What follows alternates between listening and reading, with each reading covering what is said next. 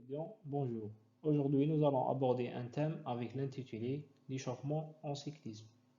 Dans cette première partie, je vais détailler les points suivants.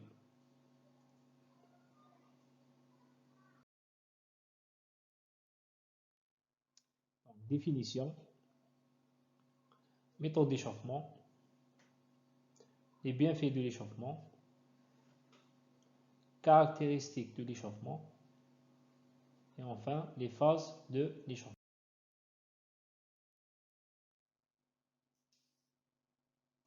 Toute activité sportive sollicite l'organisme de manière plus ou moins importante, le faisant passer du stade de repos à celui de l'effort. Au risque d'accident ou de contre-performance, ces modifications fonctionnelles ne peuvent s'effectuer brusquement, c'est pourquoi l'organisme doit être préparé progressivement à affronter les efforts. C'est le rôle de l'échauffement.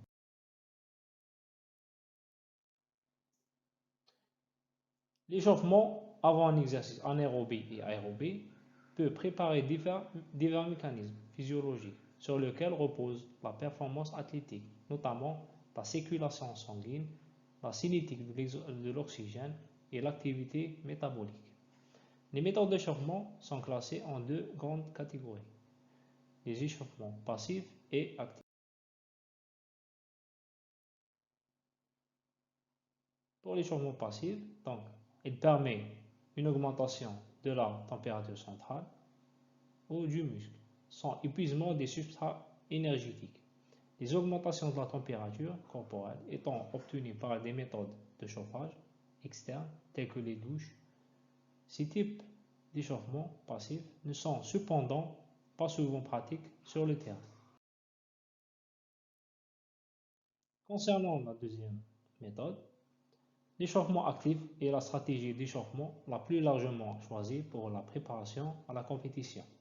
Un échauffement actif impliquant un exercice musculaire d'intensité variable de même nature que celle de la compétition. Des études ont démontré qu'un certain nombre de changements physiologiques se produisent avec l'échauffement actif, dont certains sont potentiellement capables d'améliorer les performances, en particulier lors d'exercices de haute intensité. Pourquoi s'échauffer?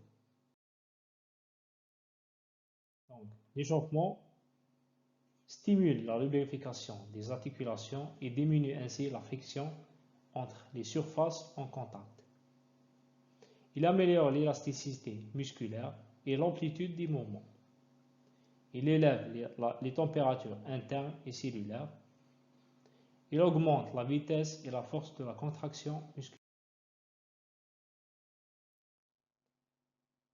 Il réduit le risque cardiaque dû à une augmentation brutale de la pression artérielle et des pulsations.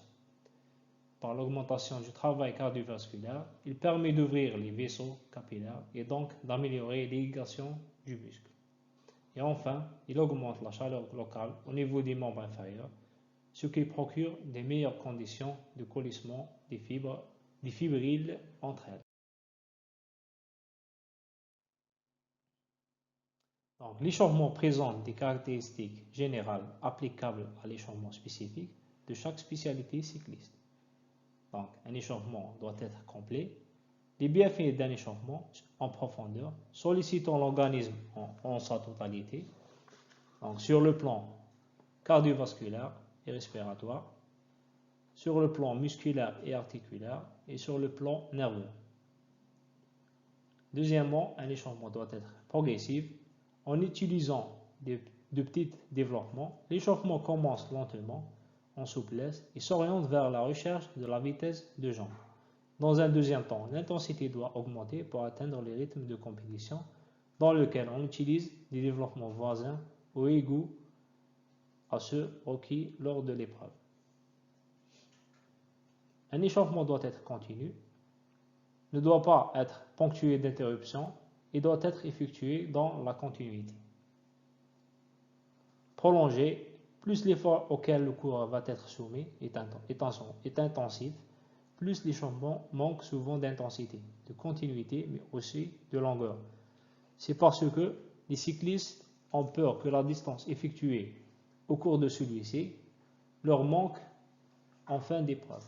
Si au contraire l'inaptitude à assumer en début de course un effort qualitativement important, entraînant une grande dépense énergétique, qui occasionne les défaillances de fin de parcours. Et enfin, la cinquième caractéristique, un échauffement doit être adapté. Il s'effectue en fonction des besoins immédiats du coureur. Il est différent s'il s'agit d'une course sur route ou sur piste, et selon la nature même de l'épreuve dans la spécialité. Ainsi, il est adapté aux conditions climatiques, au parcours proposé et aux qualités et carences du coureur.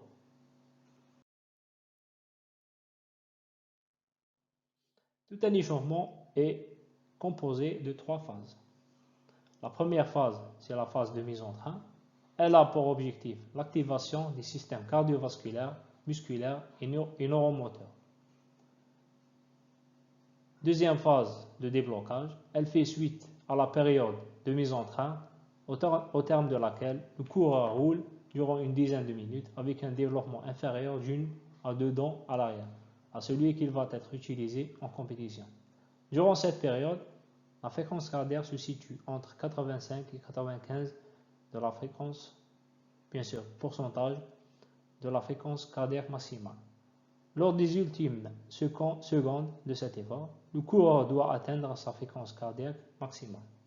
Et enfin, le retour au calme, c'est une période durant laquelle il récupère de l'effort effectué. Elle commence une vingtaine de minutes avant le départ.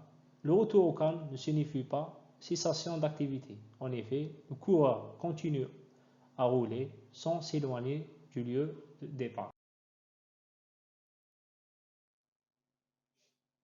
Merci pour votre attention.